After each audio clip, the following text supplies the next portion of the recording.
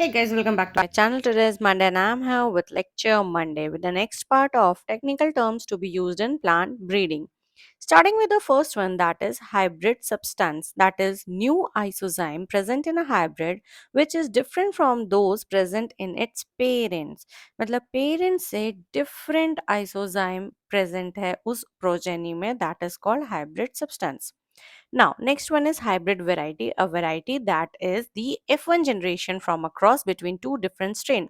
दो different strain को हम लोग क्रॉस कराएं आपस में, और उससे जो F1 होता है, जो F1 जनरेशन होता है, उसी को हाइब्रिड वेराइटी बोलते हैं. Okay, and hybrid vigour is similar to heterosis, जो हमने ऑलरेडी डिस्कस कर चुके हैं. Next one is hybridization, that is meeting between two different strains. ठीक है. Next is hyper sensitive reaction, a mode of disease resistance.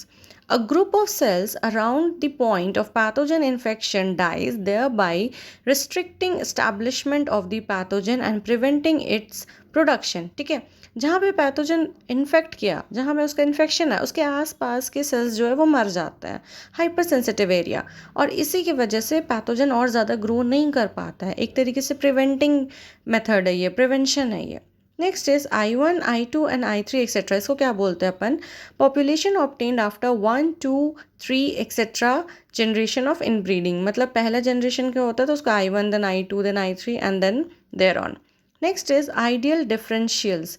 It is a set of differential hosts, each of which has a single resistant gene for a pathogen that is different from those present in the rest of them.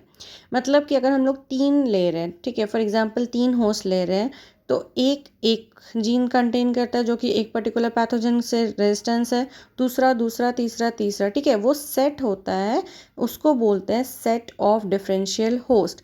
हर एक में एक resistant gene है एक particular pathogen के लिए. ठीक है. Next one is identification of a variety, means recommendation by the annual workshop of the concerned All India Coordinated Research Project AICRP for the release of a strain or an entry as a new variety.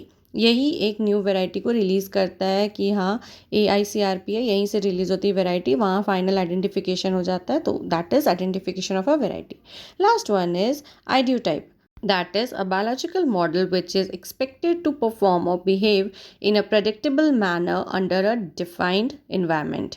Means एक तरह का ideotype है कि हाँ इस variety को ऐसा perform करना चाहिए इस एनवायरनमेंट में. So that's it for the day. If you like the video, please hit the like button, share it, and don't forget to subscribe my channel. I again come up. Till that, take care, bye bye.